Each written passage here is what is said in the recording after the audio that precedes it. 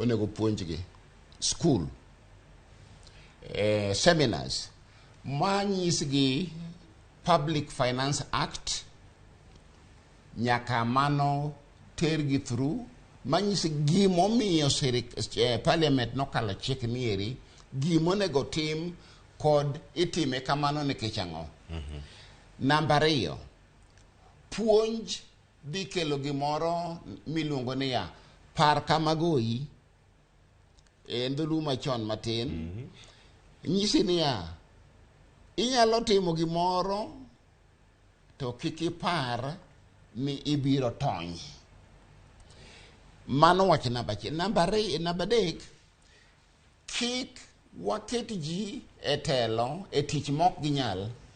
Kata bed mana an kele pastor, an kod certificate, an kod CPA, an kod commendation, an kod fellowship. Mano ok nyis ni anyalo tiyo. Otas ber to tich nyaka nyis ni an kod otas. Giket jogo manyalo tiyo kuondego eko.